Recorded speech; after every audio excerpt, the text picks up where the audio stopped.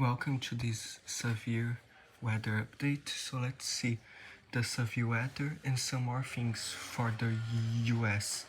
Earlier today we talked about the tropics and the Gulf, so in this video we will focus more on these other areas. So let's see. There are two slight risks today and a big marginal. One slight in southern Wisconsin, northern Illinois, and this other slight there from parts of northern Kansas into Minnesota, Michigan, Wisconsin, and parts of South Dakota and Iowa. And there's this marginal all the way from northern Mexico through Texas, Oklahoma, Kansas, the north here, and all the way to Ontario. So tornado threat is 2% from Colorado to Michigan, the UP, and there's this other 2% in Wisconsin and in Illinois. Wind is 15% in three different areas. One in Colorado and Nebraska and Kansas, this other one in Wisconsin and Illinois, and this other one in northern Wisconsin, Minnesota, and the UP of Michigan. And hail is the widest area in the whole slight risk, and all this 5%. So let's see. Scattered severe thunderstorms appear possible across parts of the upper Mississippi Valley until late this afternoon, with additional storms likely tonight across parts of north central plains into the upper Mississippi Valley. Large hail and damaging winds are the primary risks. A small Boeing complex with mainly severe damaging wind threat may also develop across parts of the northern Illinois and vicinity this afternoon, so be aware. There's this other slight risk for tomorrow from Nebraska to Minnesota and even into parts of extreme southern Ontario. There's this marginal risk there from the Texas Panhandle through parts of the plains and the Midwest and southern Canada. So tornadoes 2% in Nebraska, South Dakota, and parts of Iowa and Minnesota. Wind is 15 and 5%, and hail is 5 and 15%. So scattered strong to severe thunderstorms will be possible Monday over much of the northern plains towards the upper Mississippi Valley. Okay, so let's see here. There's this light risk for Tuesday, day 3.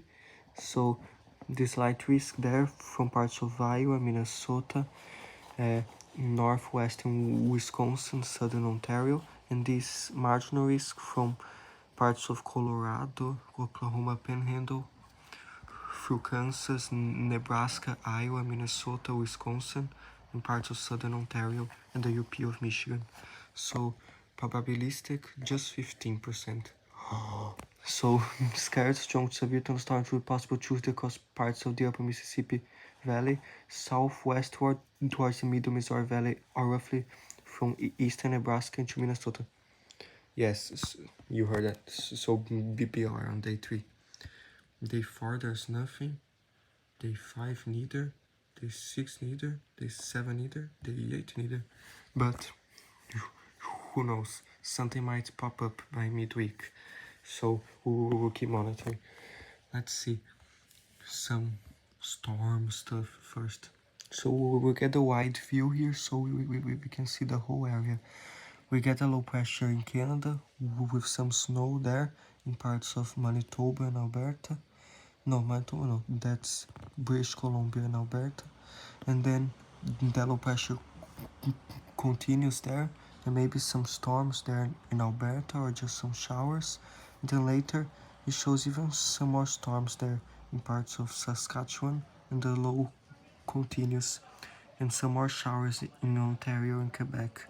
And down here for the US, we start getting some storms or showers in Minnesota, and then by later we will get more storms in Minnesota. It's showing here going northeastward, and then more storms by Nebraska and the Dakotas, and they form this big line of storms there through South Dakota and Minnesota. And also these storms evolving in parts of northern Illinois and Wisconsin, going through Lake Michigan into Michigan there later. So we gotta keep an eye on that. Some showers and storms in West Texas there, maybe Mexico, and yeah, more stuff. And then here in the west, we got some mixed precipitation, maybe some snow in Idaho, Montana, and Oregon, and some other areas. So let's see. Stuff. So the overview for today, tomorrow, and after tomorrow. Precipitation for today, many scattered in parts of the Gulf, some there in those areas, more in the northern plains and Midwest, parts of Canada too. Day 2, more in the Midwest there in Minnesota, in parts of the north, also Western Canada, and the Gulf starts getting some more, especially Louisiana and Texas, scattered in the Bahamas and Florida, and some more in other areas. Day 3, we get more in Canada there, more in parts of Minnesota, Kansas and Nebraska, some more in other areas, more there parts of Florida, the Bahamas, and then we get all of this for Texas and Louisiana, like we showed in the tropics video. So day 4, we have some in Canada there, more in parts of the plains and Midwest, and more for Texas and Mexico there, and some more for Florida there, in Georgia, and the Bahamas. Day 5, more for the north there, some in the middle, and more in the south, in Texas and Mexico especially, and parts of the southeast, and even there. Day 6, more in the north, in Canada, and parts of the northeast, some more scattered in the south, not much. And then day 7, some more in the south, scattered, and more in the north there, some other areas, so we gotta keep watching that. Days 1 through 7, some very high totals in Minnesota, Wisconsin, and those areas, Canada too, and then in the Gulf here, some very high totals too, so be aware. The excessive rainfall, in the tropics video, we only talked about the Gulf Coast, so let's see the other areas. We have that marginal, the marginal in the slide there, and that slide and the marginal in the Midwest and Northern Plains. Day 2, it's really concerning. There's a moderate from parts of Minnesota, South and North Dakota, and this light, this marginal, and this other marginal there in the north, in Montana and Idaho, and there's this light and marginal in the south. But be aware in this moderate in Minnesota, there might be some flash flooding. Be careful tomorrow.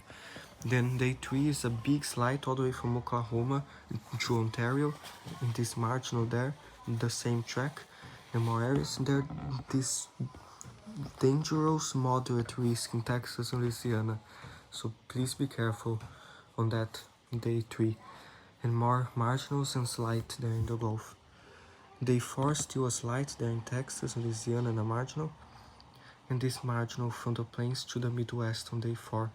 Day 5, just this marginal in the Midwest, there in plains, this light marginal in Texas and New Mexico, and this other marginal in the southeast, day 5. So snowfall for day 1, just a little bit in British Columbia and Alberta and parts of Washington. Day 2 is the big guy, because we have lots of snow, especially in higher elevations for parts of Montana and Idaho, even some there in Alberta and British Columbia. Day 3, nothing. And day 4, no signs yet. Day 5, day 6, come on, it's summer already, there's no snow anymore.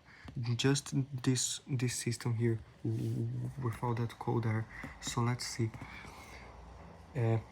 This, like, we used this in winter to see the winter storms, so since there will be that snow, this, like, the winter storm severity index for those areas with the snow there.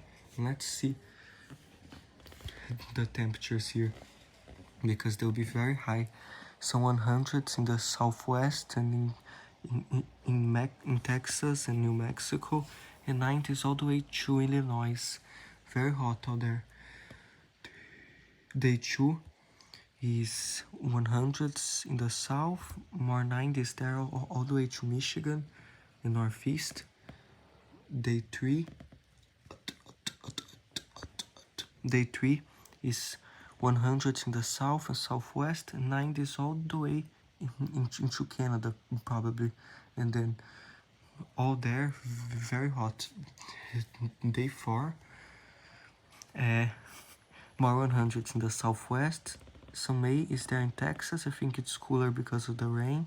And then some 90s. Look at these 90s. 99 in some areas of the northeast. 100 even. So it will be similar in Canada there. We will check windy soon, but it must be very hot too. This is a very high temperature for that far north, because it's still in June and everything. But be careful, please, with the heat risk. So day 5, some 112s even in the southwest, 100 there in the valley, and then some 100s there in the northeast too, some 90s in the Midwest. Day 6, very high 100s in the southwest, dangerous heat, and even in Mexico there must be similar, so be careful. In the valley too, and then high 90s in the Midwest and northeast, and then day 7. Wait, okay, here. Still some very big, dangerous 100s in the southwest and the valleys, and some very high 90s all through the south, central, Midwest, north, semi-northeast, and the plains. So, hot week. Please be careful. Stay cool with these high temperatures. So, let's see also the minimum temperatures for tomorrow, day 2. I chose tomorrow because it will be the day with most snow there. So let's see. So into the 30s and 40s there, colder in those areas. And day 3, minimum temperature still cold in the northwest there. And look at these minimum temperatures for the rest of the country. That's so hot tonight. Let's see. Day 4, minimum temperatures a little bit better there, but still cold in some areas. So we will keep monitoring, and let's see Canada.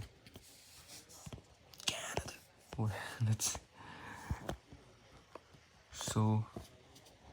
see. It gets hot there, mainly in Ontario and Quebec there. Into the 89 Fahrenheit, 90s there in southern. This is Wednesday. Then Thursday here, wait, to the hottest part of the day. A is 90s into some areas there. New Brunswick into the high 90s. Let's see. Wednesday.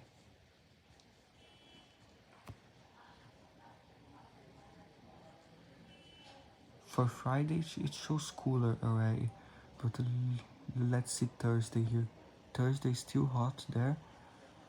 But Wednesday is the main day, I think. Friday it shows cooler already. And colder here in the west too. And let's see if they have something interesting as of now.